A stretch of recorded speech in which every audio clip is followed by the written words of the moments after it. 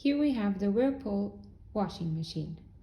To operate with it, open the door, load your clothes, and close the door.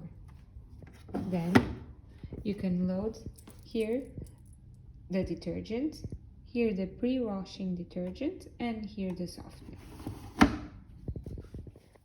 Then press the on and off button. You can then select the mode by rotating this knob here.